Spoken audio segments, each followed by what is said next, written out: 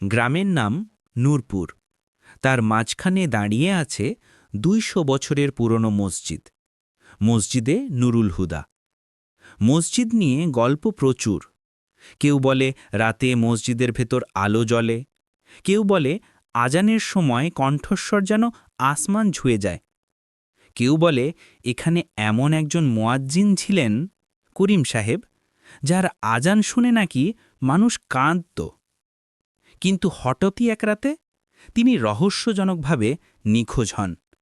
তারপর থেকে মসজিদটা ধীরে ধীরে। রাইয়ান, বয়স ১৯, ইসলামিক কলেজে পড়ে। চোখে সরলতা, জীবনে তেমন কিছু দেখেনি। এক রাতে সে বন্ধুর বাড়ি থেকে ফিরছিল। রাত ২টা ৪০, চারদিকে নিস্তব্ধতা। হঠাৎ মসজিদ থেকে ভেসে আসে অতুলনীয় এক আজান। রাইয়ান থমকে দাঁড়ায়। কণ্ঠটা এত গভীর, এত পবিত্র, মনে হয় পরের দিন সকালে রাইয়ান গ্রামের চায়ের দোকানে ঘটনা বলে। সবাই হাসে প্রথমে, ভূতের গল্প আর কি। কিন্তু তখনই গ্রামের বুড়ো হুজুর মাওলানা ইদ্রিস বলেন, আমি গতরাতে কিছু শুনেছিলাম, কিন্তু ভেবেছিলাম স্বপ্ন। সবাই মসজিদে যায়। তারা দেখে মাইক ৩ মাস ধরে বন্ধ। সন্ধ্যার পর মাওলানা ইদ্রিস সিদ্ধান্ত নিলেন, আজ রাতে পাহারা দেওয়া হবে। ১০-১২ জন লোক মসজিদের সামনে বসে, সদার হাতে টর্চ। ২:৩০, ২:৩৫, ২:৩৯। রাত ২:৪০ বাজতেই হঠাৎ পুরো গ্রাম আলোয় ভরে ওঠে। কিন্তু জায়গাটা এখনো বিদ্যুৎ নেই। তারপরই আবার সেই কান্নামাখা আজান, আশহাদু আল্লাহ।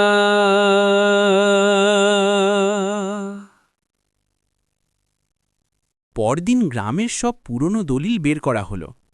মসজিদের নিচে নাকি রয়েছে পুরনো একটি ভাণ্ডার, ব্রিটিশ আমলের নষ্ট রেকর্ড, করিম সাহেবের ব্যবহৃত টেপ রেকর্ডার, কিছু হারানো দলিল। কিন্তু আশ্চর্যের বিষয়, দলিলগুলো ৫০ বছর। রাইয়ান রাতে স্বপ্ন দেখে করিম সাহেব তাকে ডাকছেন। একটা অন্ধকার জায়গা থেকে বলছেন, ভয় পেও না, ঘটনার পেছনে সত্য আছে, আর সত্যের সাথে মানুষের ঈমান জড়িত। রাইয়ান ঘুম ভেঙে দেখে তার জানালা খোলা। রাইয়ান পরদিন ফজরের পর নিজের খাতায় স্বপ্নের কথাগুলো লিখে রাখল, যেন এগুলো কখনো ভুলে না যায়। হঠাৎ তার চোখে পড়ে জানালার পাশে পড়ে থাকা একটি পুরনো কাগজ, যেন কেউ বাতাসে ভাসিয়ে রেখে গেছে। কাগজে লেখা, নিচে দেখো, যেখানে আলো যায় না সেখানে সত্য লুকানো থাকে। রাইয়ান চমকে ওঠে। এটা কি করিম সাহেব রেখে গেছেন?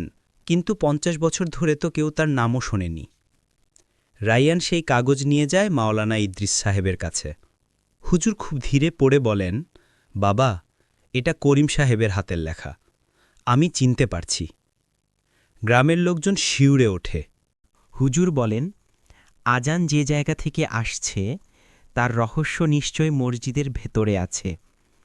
গ্রামের কজন সাহসী মানুষ এবং রাইয়ান সন্ধ্যার পর মসজিদের মেঝে খোঁড়া শুরু করে।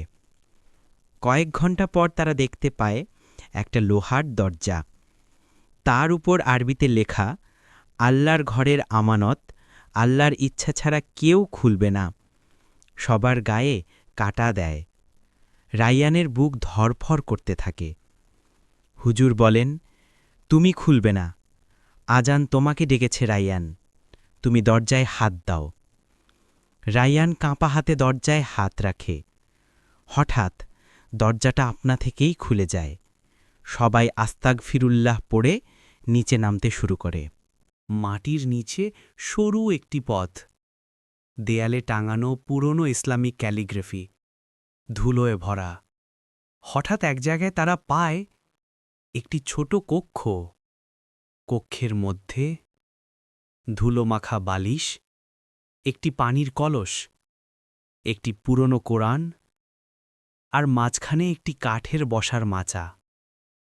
সবাই বুঝতে পারে এখানে কেউ বসবাস করত। কিন্তু কে? ঠিক তখনই মাওলানা ইদ্রিস একটি ছোট বক্স খুঁজে পান। তার ওপর লেখা, আমার শেষ সাক্ষ্য। করিম। সবাই নিঃশ্বাস বন্ধ করে। চিঠি খুলতেই ধুলো উড়ে যায়। হুজুর কণ্ঠ ভারী হয়ে পড়ে। তিনি পড়তে শুরু করেন। যেদিন আমি আজান শেষ করলাম সেদিনই জানতে পারলাম ব্রিটিশ আমলে নেওয়া কিছু ধর্মীয় নথি আবার গ্রাস করতে চায় কিছু লোক। তারা চাইত মসজিদের জায়গা দখল করতে। আমার কণ্ঠ ছিল তাদের ভয়। তারা আমাকে হত্যা করতে চেয়েছিল, কিন্তু আমি পালাইনি। আমি আড়ালে চলে এলাম যেন মসজিদের নথিগুলো রক্ষা পায়। আমি এখানেই থাকব যতদিন পর্যন্ত এমন একজন না আসে যে সত্যের দায়িত্ব নিতে পারে। কণ্ঠ যদি শোনো, মনে রেখো, সুর আমার হতে পারে, কিন্তু আহ্বান আল্লাহর। চিঠি শেষ হতেই রায়ান কেঁপে ওঠে।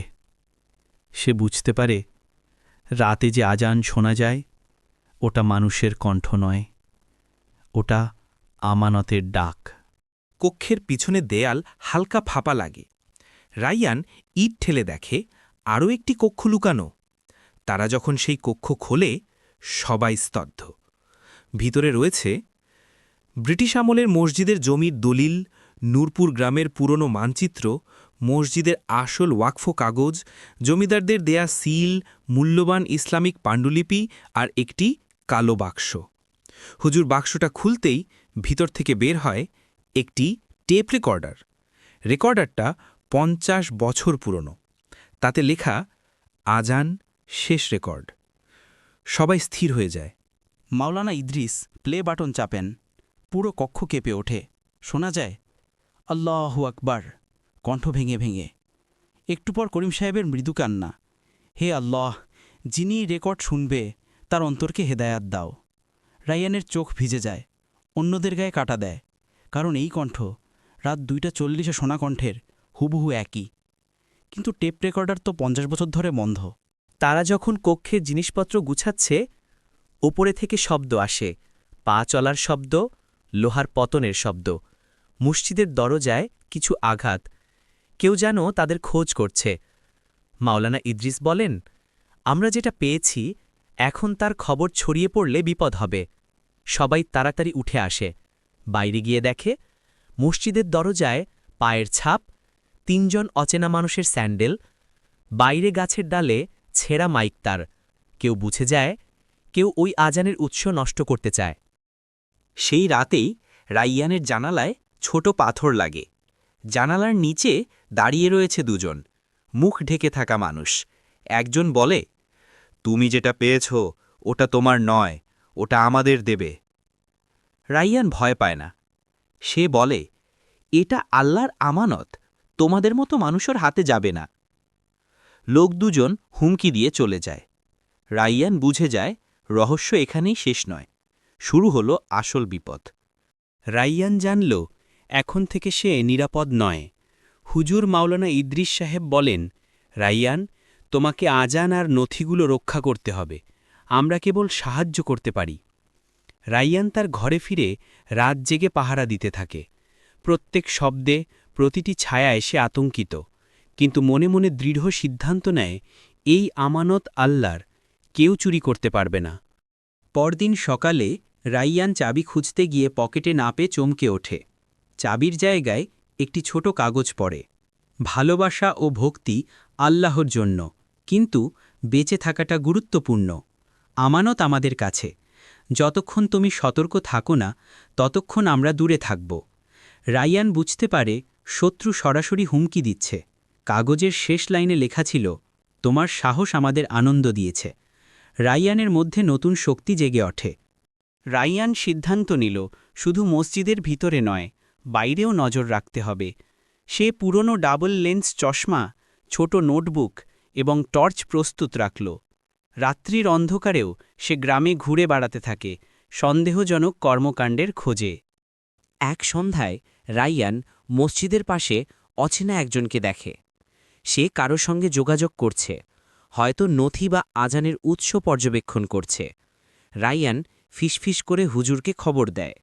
মাওলানা ইদ্রিস বলেন, আমরা শুধু পর্যবেক্ষণ করব আচরণ ভুল হলে বিপদ।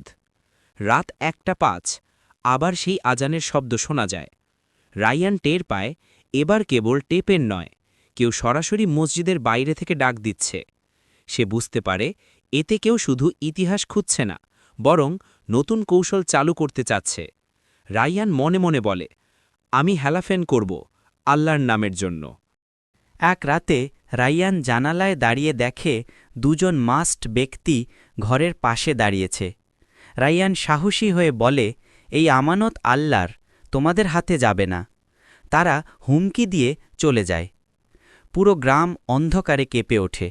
পৃথক ছায়া, পাখির কুয়াশা, কুকুরের চিৎকার, সবকিছু অদ্ভুত। রায়ান, হুজুর এবং সাহসী যুবকরা মসজিদ ও আশেপাশের ঘর পাহারা দেয়। রায়ান মসজিদের নিচে ছোট চৌকাঠ খুঁজে পায়। চৌকাঠটি মূল নথি ও টেপ রেকর্ডারে লুকানো শক্তির পথ। চৌকাঠের খোঁজ পাওয়াটা শুধু সাহস নয়, বুদ্ধিরও পরীক্ষা। রায়ান লক্ষ্য করে শত্রুরা ক্রমশ উন্নত হচ্ছে। এবার তারা সরাসরি মসজিদের বাইরে আক্রমণ চালাচ্ছে। তারা মসজিদের চারপাশে ত্রিকোণ তৈরি করছে। রায়ান জানে এখন প্রতিটি পদক্ষেপ সতর্কতার, প্রতিটি শব্দ গুরুত্বপূর্ণ। রায়ান টেপ রেকর্ডার চালিয়ে শোনে, যে সত্যের দায়িত্ব নিতে পারে তার পথ খুঁজে পাবে, যারা চায় তারা হারাবে। আমানত রক্ষা করতে সাহস প্রয়োজন, এখনই সময়। রায়ান বুঝতে পারে রহস্য এখানেই শেষ নয়। শত্রুরা গ্রামে প্রবেশের নতুন উপায় খুঁজছে। করিম সাহেবের আসল অবস্থান এখনও অজানা। এবার রায়ানকে শুধু সাহস নয়, বুদ্ধি, ধৈর্য এবং বিশ্বাস ব্যবহার করতে হবে। রাত গভীর। হঠাৎ শত্রুরা সরাসরি মসজিদের ভিতরে প্রবেশের চেষ্টা করে। রায়ান টর্চ হাতে ছুটে আসে। তার চোখে আতঙ্ক নেই, শুধু একমাত্র লক্ষ্য আল্লাহর আমানত রক্ষা করা। ছোট ছোট কক্ষগুলোতে লোহার বাক্সগুলো সরানো হয়েছে, আর শত্রুরা দ্রুত তাদের লক্ষ্য শেষ করতে চাচ্ছে। রায়ান তাদের সামলাতে গিয়ে কণ্ঠচিৎকার করে, পিছু হটো, এই নথি আল্লাহর। শত্রুরা হঠাৎ পিছিয়ে যায়, কিন্তু তাদের চোখে অশুভ ইচ্ছা স্পষ্ট। হুজুর মাওলানা ইদ্রিস দ্রুত গ্রামের যুবকদের নিয়ে আসে। শব্দগুলো, পদক্ষেপ, ছাদের ডাল ভাঙার শব্দ, টর্চের আলো, সব মিলিয়ে পুরো মসজিদ কেঁপে ওঠে। রায়ান ধীরে ধীরে বুঝতে পারে এবার শুধু তার সাহস নয়, গ্রামের সবাইকে একত্রিত করতে হবে। তারা একসাথে দাঁড়িয়ে শত্রুরা যাতে আর নথি চুরি করতে না পারে তা নিশ্চিত করে। রায়ান টেপ রেকর্ডার আবার চালায়। একটি কণ্ঠ ভেসে আসে, যে সত্যের দায়িত্ব নিতে পারে সে পথ খুঁজে পাবে। নথি ও আজানের আসল শক্তি কেবল সেই ব্যক্তির। এবার রায়ান বোঝে, শুধু সাহস নয়, বুদ্ধি ও সতর্কতাও প্রয়োজন। সে ধীরে ধীরে কক্ষগুলো পর্যালোচনা করে, সম্ভাব্য ফাঁক, গোপন দরজা এবং চুরির পথগুলো চিহ্নিত করে। শত্রুরা এবার আরও পরিকল্পিত। তারা মসজিদের চারপাশে ত্রিকোণ তৈরি করেছে। রায়ান চোখে টর্চ ধরে ঘুরছে, প্রতিটি ছায়া খুঁটিয়ে দেখে। শত্রুরা নথি চুরির জন্য ফাঁদ স্থাপন করেছে, লোহার বাক্স এবং পুরনো নথির দিকে নজর রাখছে। রায়ান হঠাৎ লক্ষ্য করে শত্রুরা যেন টেপের নির্দেশ অনুযায়ী কাজ করছে। হঠাৎ একজন মাস্কড ব্যক্তি রায়ানের ওপর আক্রমণ করে। রায়ান ছিটকে যায়, হাত ও পায়ে চোট, রক্ত ঝরতে শুরু করে। কিন্তু সে থেমে থাকে না। ধীরে ধীরে দাঁড়িয়ে বলল, এই আমানত আল্লাহর, কেউ তা চুরি করতে পারবে না। হুজুর ও গ্রামবাসীরা পাশে এসে তার সাহসকে সমর্থন করে। গ্রামের সব ঘর অন্ধকারে, অদ্ভুত শব্দ, ছায়া, কুকুরের চিৎকার, সব মিলিয়ে গ্রাম এক ভয়াবহ নিঃশব্দে কেঁপে ওঠে। রায়ান ও হুজুর সাহসী যুবকরা পাহারা দেয়। মনে হচ্ছে অন্ধকারে চোখ আছে, কেউ তাদের সব পদক্ষেপ পর্যবেক্ষণ করছে। রায়ান চৌকাঠ দিয়ে নিচে নামল। সিঁড়ি, সরু পথ, প্রাচীন ক্যালিগ্রাফি, সব কিছুই তার ধৈর্য পরীক্ষা করছে। পথের শেষে একটি গোপন কক্ষ, সেখানে নথি, আজান এবং টেপ রেকর্ডারের সব শক্তি লুকানো। রায়ান বুঝতে পারল এখন কাজের সময় এসেছে। রায়ান টেপ রেকর্ডার শুনে বুঝল শত্রুরা 50 বছর ধরে নথি ও জমি দখলের ষড়যন্ত্র করছে। তারা শুধু ধন নয়, ধর্মীয় গুরুত্বও দখল করতে চাচ্ছে। এবার তাদের প্রকল্প বাস্তবায়নের সময় এসেছে। ভরাইয়ান লক্ষ্য করে শত্রুরা সরাসরি মসজিদের চারপাশে অবস্থান করছে। তারা টর্চ এবং লোহার সরঞ্জাম ব্যবহার করছে। রাইয়ান জানে এক মুহূর্তের ভুলও বিপদ ডেকে আনবে। হঠাৎ শত্রুরা তার দিকে অগ্রসর হয়। হঠাৎ ধূসর আলোয় করিম সাহেবের ছায়া দেখা যায়। সে বেঁচে আছেন এবং রাইয়ানের সাহসের পরীক্ষা নিচ্ছেন।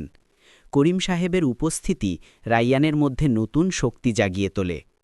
রাইয়ান হুজুর ও সাহসী যুবকদের নিয়ে চূড়ান্ত পরিকল্পনা বানায়। মসজিদের ভিতর ও বাইরে সতর্কতা বাড়ানো হয়। শত্রুরা যদি আবার প্রবেশ করার চেষ্টা করে তাদের আটকানো হবে। রাইয়ান টেপ চালায়। কণ্ঠ বলে, যে সত্যের দায়িত্ব নিতে পারে তার পথ খুঁজে পাবে, যারা চায় তারা হারাবে। রাইয়ান বুঝতে পারে এবার কাজের সময় এসেছে। সে হঠাৎ হুজুরকে দেখায় একটি ছোট চাবি।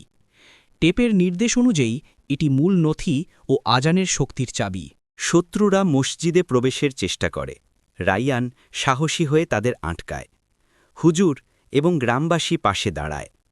ছাত্ররা লোহার বাক্সে হাত দিয়ে রক্ষা করার চেষ্টা করে।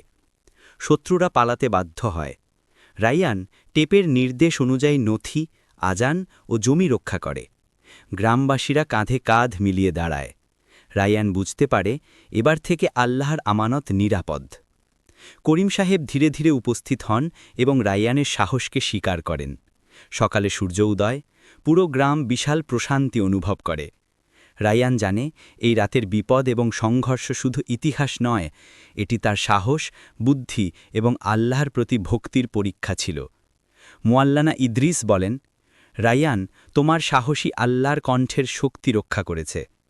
রাইয়ান গভীর নিঃশ্বাস নিয়ে জানে রাত্রি শেষ, কিন্তু এই সাহস, বিশ্বাস ও আল্লাহর আমানতের গল্প চিরকাল জীবিত থাকবে।